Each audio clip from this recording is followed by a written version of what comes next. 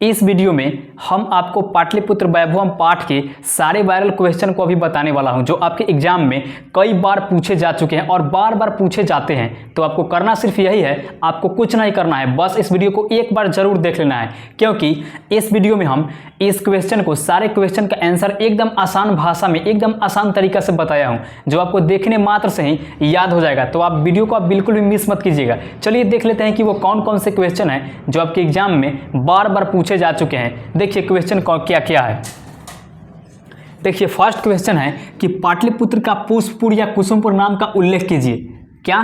पाटलिपुत्र यानी कि पटना का पुष्पपुर या कुसुमपुर नाम का उल्लेख कीजिए। ये कैसे पढ़ा, क्यों पढ़ा? तो इसका सिंपल सा आंसर देखिएगा, बड़ा बढ़िया आंसर है कि प्राचीन संस्कृत ग्रंथों में, प्राचीन काल में संस्कृत ग्रंथों में, पुराणों में पाटलिपुत्र का नाम पुष्पपुर या कुसुमपुर का उल्लेख है। क्या यानी कहने का मतलब है कि संस्कृत ग्रंथों में, यानी प्राचीन यानी कि पहले के संस्कृत ग्रंथों में, पुराणों में, वेदों में, पुराणों में पाटलिपुत्र का नाम पुष्पपुर या कुसुमपुर का नाम का उल्लेख है। सेकंड क्वेश्चन क्या है कि दामोदर गुप्त ने पटना के बारे में क्या कहा है।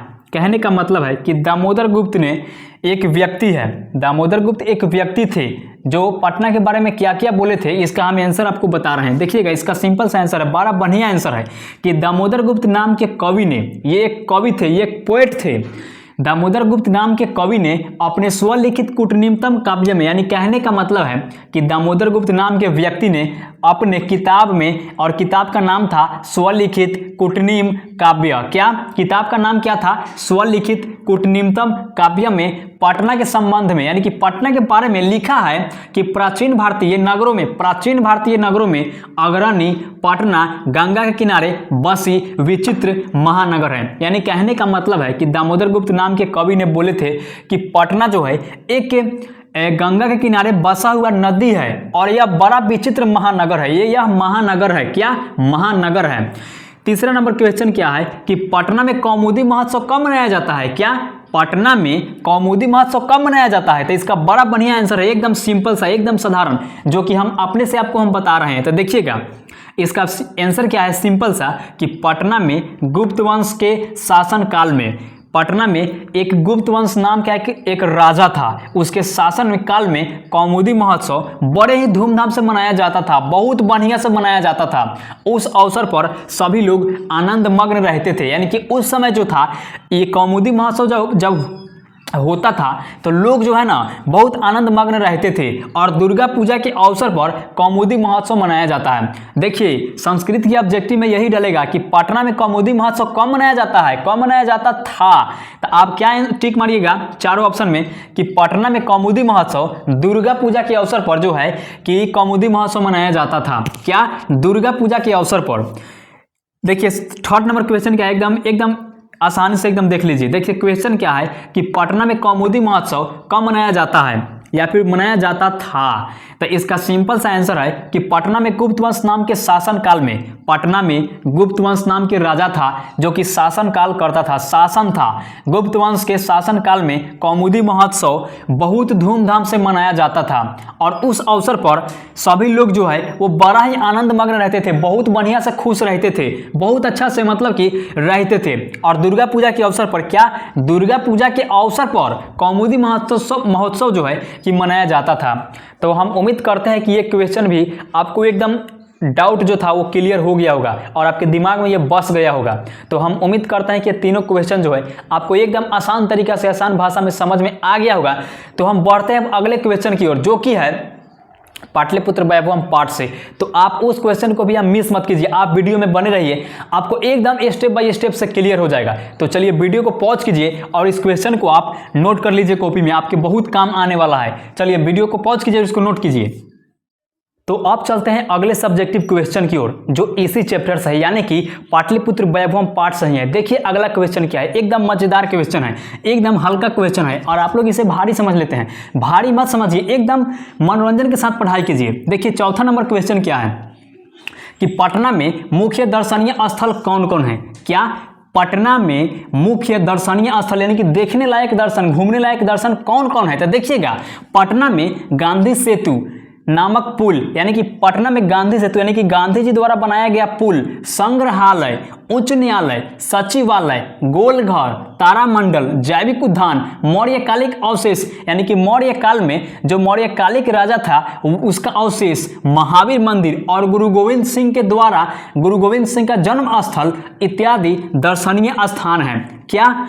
पटना में गांधी सेतु नामक पुल, संग्रहालय, उच्च न्यायालय, सचिवालय, गोलघर, तारामंडल, जैविक उद्यान, मौर्यकालिक अवशेष, महावीर मंदिर और गुरु गोविंद सिंह के द्वारा जन्म स्थान प्रसिद्ध है। और इस क्वेश्चन का आंसर एकदम सिंपल सा है। क्या क्वेश्चन है? देखिए पढ़िए कि पटना में मुख्य दर्शनीय स्थल कौन कौन है। तो इसका सिंपल सा आंसर है, एकदम दिमाग में ठोक लीजिए, बैठा लीजिए कि पटना में मुख्य दर्शनीय स्थल जैसे गांधी सेतु नामक पुल, संग्रहालय, उच्च न्यायालय, सचिवालय, गोलघर, तारामंडल, जैविक उद्यान, मौर्यकालिक अवशेष, महावीर मंदिर और गुरु गोविंद सिंह के द्वारा जन्म स्थान इत्यादि दर्शनीय स्थल व्याप्त है या फिर प्राप्त है। 5वां नंबर क्वेश्चन क्या है कि भगवान बुद्ध ने पटना के बारे में क्या कहा है, क्या लिखे हैं। उस समय क्या था कि दामोदर गुप्त ने क्या कहा था। लेकिन ये 5वां नंबर क्वेश्चन है कि भगवान बुद्ध ने पटना के बारे में क्या लिखा है। तो एकदम ध्यान से देखिएगा, एकदम दिमाग में ठोक लीजिए, बैठा लीजिए कि भगवान बुद्ध ने पटना के संबंध में क्या, भगवान बुद्ध ने पटना के संबंध में यही कहा है, यही कहा था कि यह गांव एक दिन महानगर बनेगा। और इस समय पटना तो एकदम महानगर है ही, वहां पर जाइएगा तो बड़ी बड़ी बिल्डिंग होगा, बड़ी बड़ी गाड़ियां होगा, ट्रेन आदि चलते हैं और इसीलिए यह महानगर साबित है, महानगर बनेगा। लेकिन यहां पर आपसी झगड़ा यानी कि आपस में झगड़ालू होगा, झगड़ा झंझट होगा, आग लगी वहां पर आग भी लगेगा और बाढ़ के भय से हमेशा प्रीत रहेगा। पटना में तो आप जानते हैं कि बाढ़ वगैरह है ही, वहां पर नदी नाला और पुल वगैरह है ही, तो बाढ़ से हमेशा जो है कि पीड़ित रहेगा।